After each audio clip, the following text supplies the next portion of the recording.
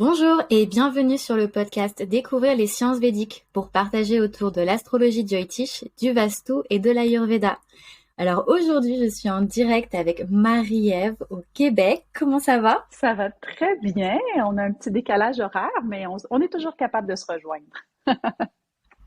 Toujours. Tout ce qui nous rappelle à l'astrologie Jyotish et au Vastu, peu importe le décalage horaire, on se retrouve. Absolument. Alors Marie-Ève, est-ce que tu peux te présenter pour nos auditeurs? Alors oui, moi je suis Maëve, artiste de l'âme. En fait, j'ai la créativité effervescente et depuis que j'ai plongé dans l'astrologie védique il y a à peine 2 ans, je suis toute jeune dans cet apprentissage. Eh bien, j'ai décidé de tourner mon art en lien avec cette tellement belle et riche philosophie. Donc voilà, artiste de l'âme et astrologue védique. Ah, Voilà. j'adore. Et donc moi, hier, j'ai reçu 2 heures que tu m'as faites et elles sont juste en face de moi et je peux pas m'empêcher de les regarder pendant qu'on discute. Elles Euh, sont incroyables et en les voyant, c'est vrai que moi, elles me parlent énormément. Et toi, en tant qu'artiste, comment est-ce que tu as réussi à associer l'astrologie, qui finalement est un art divinatoire, et puis cette âme artistique que tu utilises, que tu passes au travers de tes mains? En fait, en tant qu'artiste, ça fait quand même déjà 15 ans que je crée, que je suis artiste. C'est tout un processus au niveau de la créativité. J'ai toujours été connectée à ma spiritualité, à ce qui me faisait vibrer. Quand j'ai découvert l'astrologie védique, il y a quelque chose en moi qui s'est comme ouvert différemment et j'ai eu envie de l'intégrer à mon processus de création. Euh, j'ai toujours été quelqu'un qui faisait des œuvres en fonction de ce que je ressentais et surtout, ma mission en créant une œuvre, c'était de faire ressentir quelque chose aussi au spectateur, à celui qui regarde l'œuvre. C'était vraiment mon processus artistique. Intégrer l'astrologie védique, cet art divinatoire justement, qui est connecté à l'âme, qui est connecté aux planètes, à l'univers, je trouvais que ça amenait quelque chose d'encore plus connecté, d'encore plus profond au niveau de ma création, de mon processus. Je suis pas une artiste qui crée des choses en série ou quoi que ce soit. Je suis plutôt quelqu'un qui va créer une œuvre parce que je le ressens. Je suis beaucoup en contact avec mes émotions, en contact avec mon intuition aussi.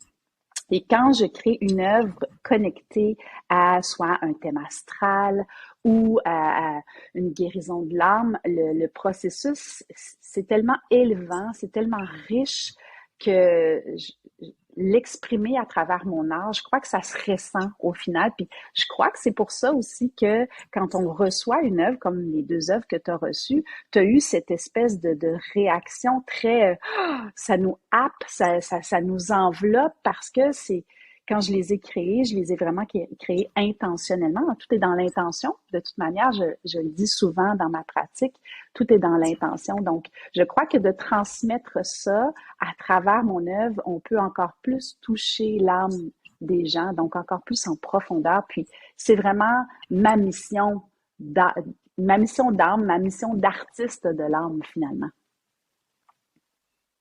Et est-ce que tu peux nous parler un petit peu de ton processus? Comment tu fais concrètement? Est-ce que tu t'inspires du thème natal, donc tu l'as à côté de toi? Est-ce que t'as un processus créatif qui implique le Jyotish? Comment ça se passe? Oui, ben c'est sûr que ça dépend de ce que je crée parce que j'ai différents formats d'œuvres en lien avec l'astrologie. J'ai l'œuvre de guérison karmique, j'ai l'œuvre aussi de lumière.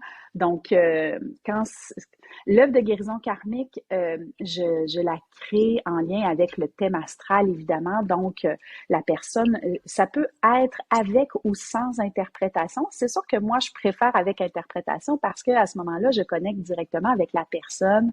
Je fais son interprétation astrale avec son thème de naissance et c'est là que je peux aller soulever les planètes qui ont besoin d'un peu plus de sphères énergisées. J'aime aussi beaucoup utiliser l'Atmakaraka.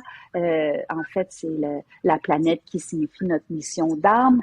Donc, je vais aller chercher des petits morceaux dans le thème. C'est sûr, évidemment, les couleurs m'interpellent en tant qu'artiste et je trouve que l'astrologie védique est très connectée aux couleurs, à tout ce qui est coloré. Je ne sais pas si ça vient justement de la philosophie hindouiste, c'est cet esprit couleur, donc ça m'interpelle énormément. Donc, évidemment, je vais aller chercher les couleurs. Je prends en compte aussi les nakshatras qui sont tellement importants dans un thème. Donc, je vais aller regarder souvent je vais prendre celui de l'ascendant ou le nakshatra lunaire aussi qui est très important. Et je vais aller voir son symbole, je vais aller voir sa Shakti, son pouvoir, pour aller créer un symbole qui va représenter justement ce nakshatra que j'intègre dans mon œuvre de guérison. Quand ensuite j'ai regardé le thème, je m'installe sur ma table de travail, je fais une méditation. C'est super important de me connecter à ma lumière, à ce qu'il y a à l'intérieur de moi. Je me mets souvent un mantra de créativité, tout dépendant de ce que je veux imprégner. Et là, je viens créer l'œuvre avec les couleurs et tout ça. Je viens dessiner. C'est comme si je pars dans une bulle, justement, une bulle d'inspiration, une bulle de créativité connectée à mon âme, mais aussi à l'âme de la personne à qui je crée cette œuvre de guérison karmique-là.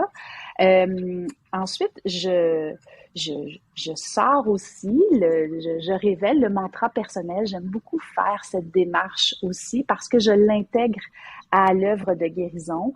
J'ai deux formats, en fait, l'œuvre de guérison karmique, le format un peu plus carte de souhait, le format un peu plus grand, mais j'écris toujours le mantra personnel de la personne à l'intérieur pour que, oui, il y ait le visuel, il y a quelque chose de concret qui soit là avec les couleurs, mais il y a aussi la possibilité de se connecter à son propre mantra, au son qui vibre avec notre âme.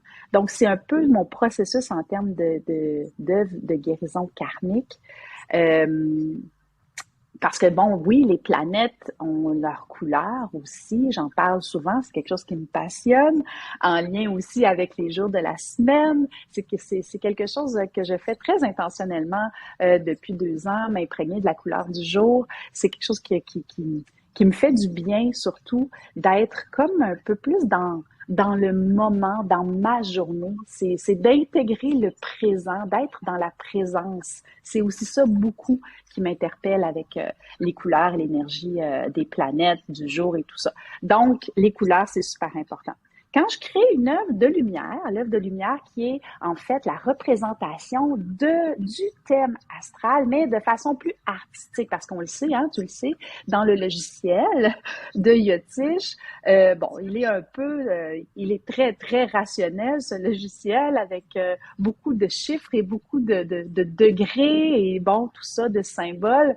Évidemment, moi, j'avais envie d'ajouter ma touche d'artiste. Donc, je viens recréer le thème astral de façon très simplifiée, évidemment, mais avec la couleur. Souvent, je vais utiliser la couleur, encore une fois, de la planète qui a besoin peut-être d'être un peu plus énergisée.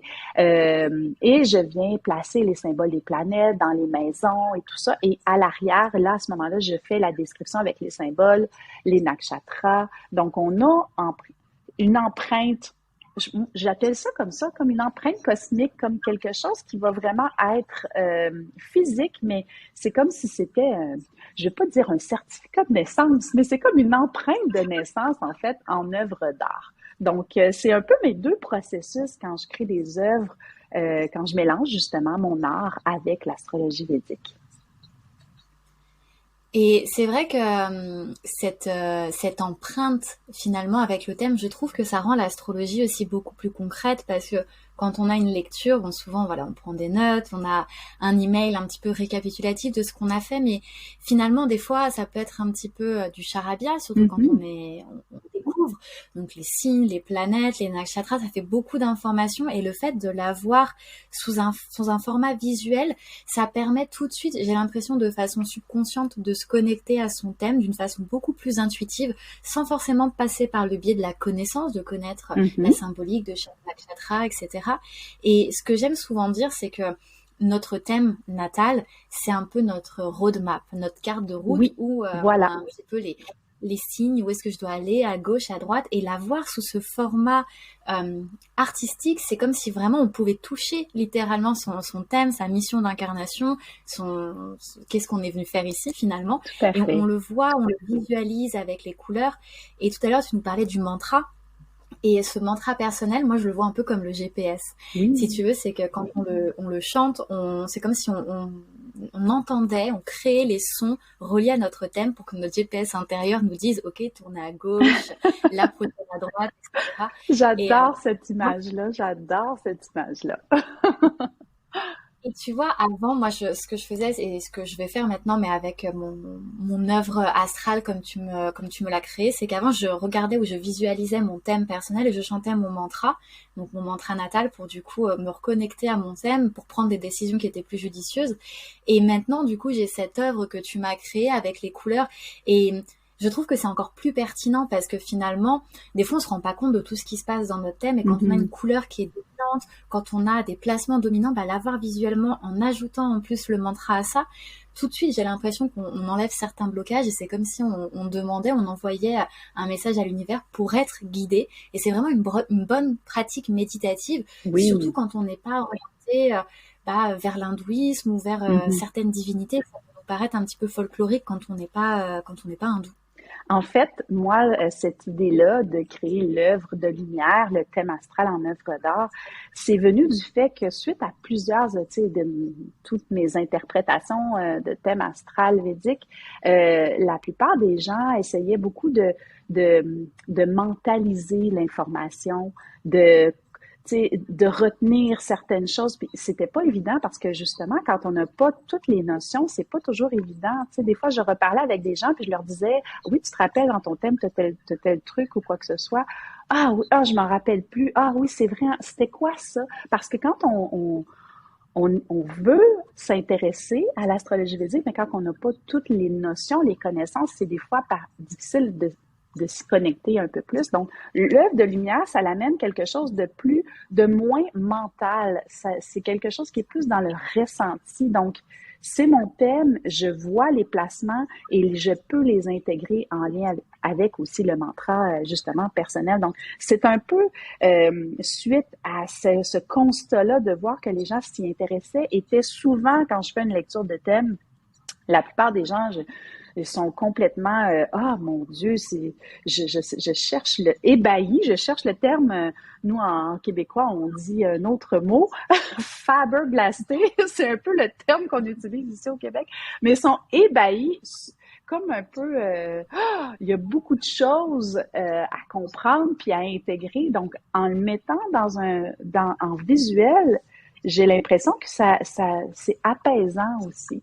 C'est que, OK, c'est ça, puis je peux me concentrer sur telle petite partie aujourd'hui. Ah, c'est quel symbole celui-là? Ah, c'est le symbole de Saturne. Saturne qui est dans cette maison-là. Donc, je trouve que c'est plus facile d'intégrer aussi l'énergie qu'on porte. Donc, c'est un peu mon processus lorsque j'ai décidé de créer justement ces œuvres de lumière-là.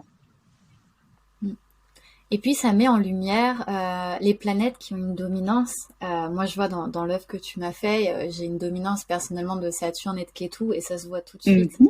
dans le thème. Et c'est vrai que des fois, même, tu vois, en tant qu'astrologue, on connaît notre thème par cœur parce que c'est notre premier Oui. thème d'étude. Et des fois, il y a même des choses qui peuvent nous échapper. Et c'est vrai que des fois, on a besoin d'avoir cette œuvre simple pour reprendre conscience en fait de choses très basiques. Ok, j'ai autant de force dans cette Mhm. planète-là, j'ai autant d'énergie dans cette vibration planétaire. Et bah du coup, qu'est-ce que j'en fais finalement concrètement? Et du coup, cette œuvre pour moi de lumière, voilà, elle met vraiment en lumière les forces et les choses les plus importantes du thème sans Oui, forcément passer par des idées, des concepts qui peuvent paraître super compliqués, qui peuvent prendre parfois des années aussi à à intégrer. Et intégrer je trouve que ça exactement. mène le thème. ça amène le thème, entre guillemets, sur un plateau de façon simple et accessible. Tout à fait. C'était mon but, justement, de rendre... c'est mon but, finalement, parce que nous, ici au Québec, il n'y a pas beaucoup de personnes qui connaissent l'astrologie védique. Donc, justement, je veux rendre le tout accessible. Donc, ces œuvres-là me permettent de démontrer que c'est possible de comprendre, d'intégrer des choses, puis après ça, d'intéresser les gens à aller justement plus loin à travers cette superbe philosophie que j'adore. Puis oui, c'est vrai qu'on oublie parfois notre propre thème. On le connaît par cœur, on vit des trucs, puis après ça, on fait comme ah oui, c'est vrai, j'ai tel transit là en ce moment. Hein, ça nous permet de revenir à soi finalement visuellement. Il y a rien. En fait, le cerveau capte davantage les images, les symboles que les mots. Donc, je crois que d'avoir un visuel, c'est très bon pour revenir à soi. C'est un peu ma pensée. Ça vient en fait, ça fait un beau pont justement avec le Vastu et la créativité. Je pense que je sais pas si on était rendu là dans notre discussion, mais le Vastu, je sais pas si tu avais envie d'en parler tout de suite. Qui est une philosophie justement connexe à l'astrologie védique qui est tellement extraordinaire aussi dans nos espaces de vie et d'intégrer des œuvres justement avec l'énergie des directions, tout ça, le Vastu, ça peut être aussi super puissant. Hein? Qu'est-ce que tu en penses? Et c'est exactement ce à quoi je pensais. Ça m'a rappelé quand je suis partie avec toi et j'ai fait mon tableau de visualisation pour cette année 2022 et je l'ai fait du coup sous le principe du Vastu. Et c'est vrai que bon, c'est une science qui est absolument incroyable à appliquer à l'échelle d'un logement, d'un bureau, etc. Et j'ai trouvé super intéressant, c'était toi ta façon de l'appliquer au tableau de visualisation et de comment est-ce que du coup en fait c'était facilement aussi applicable sur ses propres idées, sa propre vision de là où est-ce qu'on va. Et c'est clair qu'il y a vraiment un lien. Et puis les couleurs aussi étaient présentes. Ça a Oui. vraiment rendu le tout très concret, mais sur un domaine particulier. J'ai trouvé ça super intéressant. Oui, ben en fait, c'est ça, pour parler justement de cet atelier-là, ça s'appelle l'atelier Vastu Vision. En fait, moi, le tableau de visualisation, tu sais, on en parle souvent, c'est un peu une idée surfaite. Tu sais, on dit, ah ben oui, il y a un tableau de visualisation, là, c'est simple à faire et tout ça. Et ça peut être très simple à faire. On n'a pas besoin de cours de formation, d'atelier pour créer un tableau de visualisation. On peut le faire à notre façon aussi. La créativité est là pour qu'on puisse le faire comme on a envie de le faire. Moi, je le fais depuis 20 ans. À chaque année, c'est un rituel que je fais et je trouve que c'est toujours très puissant. Et quand j'ai connecté à l'astrologie védique et au Vastu, le Vastu qui est justement un peu cette philosophie, cette science d'aller prendre l'énergie de l'espace et de l'intégrer à notre vie, à notre maison, à nos espaces de vie. Évidemment, tout de suite, j'ai dit, ben là, c'est intéressant. C'est comme une carte, c'est comme un plan de maison. Et moi, quand je faisais mon tableau de visualisation, souvent, c'était sur un grand carton rectangle et souvent, je regroupais certaines sphères de ma vie dans certains coins de mon carton. Je me suis dit, ben, pourquoi pas intégrer chacun des coins en lien avec le Vastu, les directions, les éléments. Donc, c'est comme ça que j'ai monté mon atelier Vastu Vision. C'est un atelier justement où on peut apprendre certains trucs, certains tips sur le Vastu, mais de l'intégrer dans notre créativité pour créer le tableau de visualisation de notre année. Tu sais. Je regardais justement le mien ce matin, parce que je le regarde à tous les jours, mais on dirait que ce matin, il y avait quelque chose de différent puisque j'allais en parler aujourd'hui. Je regardais le mien que j'ai créé justement en janvier dernier et je me disais, ah, c'est fou comme chaque élément que j'ai déposé en images, parce que comme je disais tout à l'heure, le cerveau capte davantage les images. Ça s'est fait, ça s'est créé, ça s'est matérialisé, ça s'est manifesté cette année dans ma vie. Tu sais, parfois, on n'a pas, c'est comme si ça nous permet de faire un bilan. Je suis pas une fille de bilan nécessairement, là, de fin d'année, mais de juste constater finalement, ah, je désirais ça l'an passé. Mon Dieu, oui, c'est ce qui s'est passé cette année. Je peux l'intégrer maintenant. Puis après ça, ben, qu'est-ce que je peux refaire pour manifester dans ma prochaine année? Donc, c'est pour ça que le tableau de visualisation, j'aime vraiment créer ça. Et mon atelier, j'offre deux versions. Une version, je crois que toi, tu avais utilisé la version autodidacte, donc avec ma plateforme de cours, tu as toutes les informations et tout ça. Puis, je te donne aussi des petits trucs, comment t'installer pour créer ton tableau de visualisation. Et j'ai ma version aussi en live, donc en live virtuel. C'est l'heure du Québec, malheureusement. Si tu as des auditrices, des auditeurs qui sont plus en Europe, ça sera peut-être un peu plus difficile, mais peut-être que je le réoffrirai à une heure plus intéressante pour vous. Donc, en live, évidemment, ben on partage, on crée ensemble. Et moi, animer des ateliers créatifs, c'est quelque chose qui me fait vraiment vibrer. Puis d'intégrer en plus de l'apprentissage, le partage de mes connaissances en lien avec le Vastu, l'astrologie védique, les planètes, les constellations, l'univers, ben ça me fait vraiment vibrer. J'ai l'impression que c'est capté davantage. Donc, voilà, c'est un peu l'inspiration que j'ai eue quand j'ai créé cet atelier-là. Et moi, j'ai trouvé qu'il était super bien monté. Donc déjà sur le principe du Vastu, parce que tout était super bien expliqué. Et surtout, j'ai trouvé que tu donnais vachement confiance en soi pour créer des choses. Parce que si t'es un peu comme moi je suis pas du tout artistique.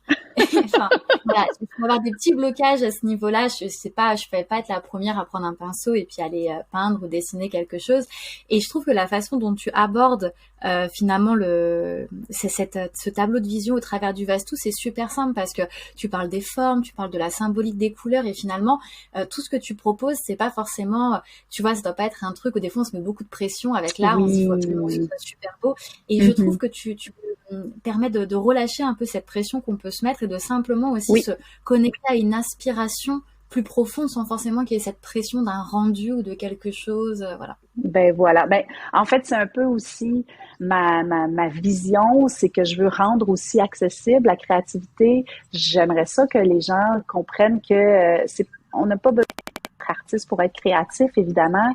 Puis ce que j'aime faire, j'ai comme une petite image, c'est qu'on est souvent dans notre cerveau rationnel, le cerveau gauche. Moi, ce que je veux faire, c'est construire un petit pont pour aller dans le cerveau droit, qui est le cerveau créatif. Puis ce petit pont-là, c'est avec des ateliers créatifs qu'on peut le faire, ben des ateliers créatifs. Avec la créativité, tout simplement, tu sais. Puis c'est pas nécessairement de créer une œuvre pour l'exposer ou vendre ou quoi que ce soit. La créativité, c'est ou de faire une sculpture ou d'écrire un roman, on devient comme des créateurs. C'est de créer des petites choses qui vont venir construire ce petit pont-là, puis de juste enlever la pression dans la créativité. Il y a rien qui est laid. Tout est un cheminement et tout est connecté à soi. Donc, il n'y a pas de raison non plus. C'est vraiment juste dans la pureté. Donc, de rendre accessible ça. J'essaie, justement, cette année, j'ai ajouté dans ma plateforme une banque d'images que tu peux aller imprimer parce que souvent les gens me disent ah mais j'ai pas ça moi des images, je veux pas dessiner tout ça. Ben moi j'ai mis une banque d'images avec différents thèmes. Si tu veux juste les imprimer, les découper puis les ajouter à ton tableau. Donc ça rend la chose encore plus accessible, tu sais.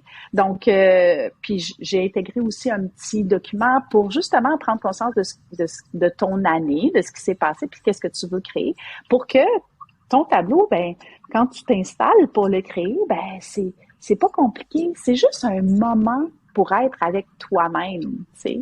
Donc, il faut avoir un regard bienveillant quand on crée, peu importe ce qu'on crée. Et moi, c'est ce que je veux rendre accessible et simplifié. Et comme tu l'as dit, c'est vraiment un moment où on se retrouve avec soi-même, c'est un moment de méditation. Moi, j'avais adoré le faire, alors que je suis pas très artistique. Pour le coup, vraiment, j'ai adoré passer du temps à le faire. J'ai dû peut-être mettre bien 2-3 jours, parce que tu vois, j'ai laissé le processus s'installer. Oui, voilà. Et, ce que j'avais aimé aussi, c'était que il y avait pas que cette notion de dessin et de couleur. Moi, j'avais intégré aussi des matières, des textures, et j'avais adoré travailler aussi avec ça parce que du coup, ça rendait à la fois le tableau à la fois visuel, mais aussi en travaillant avec cette sensation voilà, tactile, c'est ça. Et Ah j'ai oui. trouvé que ça nous connectait encore plus aux planètes et à chaque chose qu'on voulait, de quelle texture, comment Hmm. est-ce qu'on voulait que cette planète Mais et alors cette... là, tu es une artiste, là. Là, tu as la créativité, là, très, très forte. Il faut pas dire que tu n'es pas une artiste. Alors moi, j'adore regarder l'art. Je suis moins peut-être bonne pour le faire, ou peut-être que je manque de confiance, je sais pas. Mais en tout cas, peut-être que c'est toi qui m'as aussi ouvert un petit peu cette Ah, ben, branche à la créativité. alors, ma mission est accomplie. Une petite mission est accomplie. Si je t'ai ouvert à ça, ça me fait un énorme plaisir. C'est un peu mon but. Donc voilà. Et ouais, enfin vraiment tout ça, moi j'ai trouvé qu'on pouvait l'associer à plein de choses et c'était vraiment un moment de méditation, méditatif. Et ce que j'avais aimé aussi faire, c'était écouter des mantras en le faisant, écouter de la musique Hmm, parce qu'il y a intégré du oui. coup cette partie sonore. Et là, on touchait vraiment quasiment à tous les sens et je trouvais ça top. Est-ce que toi, tu aurais peut-être une musique ou un mantra que tu voudrais partager pour toutes celles et ceux qui voudraient faire ce tableau de vision et pour qu'ils aient ce moment auditif pendant leur moment créatif? Évidemment, moi, j'ai vraiment une liste de lecture, une playlist de mantras personnels que j'aime beaucoup. Moi, j'aime beaucoup le mantra de Ganesha, le mantra de Saraswati. Saraswati moi, je le trouve très puissant, ce mantra-là. Il y a Lakshmi aussi que j'aime beaucoup. J'aime les mantras, la musique vraiment indienne. Je trouve que ça apporte vraiment quelque chose de différent. Il y a plusieurs artistes qui reprennent certains mantras, mais on dirait que j'aime aller à la source. Donc, je pense qu'il y en a plusieurs. On peut se faire une petite playlist et j'aime beaucoup écouter des mantras quand je commence à le créer. Et moi, mon tableau de visualisation, ça peut me prendre presque une semaine à le terminer. Je le place à un endroit où je le sais qu'il ne sera pas dérangé. Je le débute. Ça me prend toujours un peu plus de temps pour le commencer, tout ça. Puis après ça, je le laisse se déposer justement. J'y reviens, je rajoute des petits trucs, je change des choses, j'ajoute un petit mot, une couleur. Ça peut me prendre jusqu'à une semaine et là, quand je me sens prête, ben là, je colle mes trucs et je le mets toujours à un endroit. Quand je me lève le matin, c'est la première chose que je vois mon tableau de visualisation et je dis toujours que tout est dans l'intention, comme les upayas, comme les pistes de guérison, les remèdes, tout est dans l'intention. Donc, quand je regarde mon tableau avec l'intention de le manifester, de l'intégrer, mais je pense qu'il peut juste être puissant. Puis en plus, il y a toutes les énergies de l'espace, là. Donc, c'est juste parfait. J'aime tellement l'offrir, cet atelier-là. Et je trouve que ça a créé vraiment une différence, moi, dans ma vie. Donc, si on a un atelier à suivre, c'est celui-là. Parce que je trouve que c'est un atelier qu'on fait une fois, mais qui reste pour toute l'année. Donc, c'est super intéressant pour ça, tu sais. C'est ça, puis en plus, comme tu le dis, le placer à un endroit stratégique où tu vas le voir tous les jours, Oui, tu sais que du coup, il va t'impacter et on sait forcément que toutes les habitudes et toutes les choses qu'on voit de façon récurrente nous impactent, que ce soit consciemment ou inconsciemment. oui, voilà. Moi, je sais que cette année, je l'ai mis juste à côté de mon altar, là où je fais mes mantras, mes prières, et je l'ai mis du coup dans la partie nord-est de ma maison, partie qui est du coup associée à Jupiter, à Oui, cette expansion. Et tout à je fait. trouvais qu'il avait sa place ici parce que quand on veut manifester quelque chose, notamment spirituel, relié à l'astrologie, ben, voilà, j'avais envie que ce tableau il soit là. Et je trouve il est très très bien et j'ai hâte de commencer le prochain pour l'année prochaine. Moi, Tu ce que iras j'avais aimé revoir pour aller chercher les petits éléments de plus que j'ai ajoutés. Tu iras revoir dans ta formation.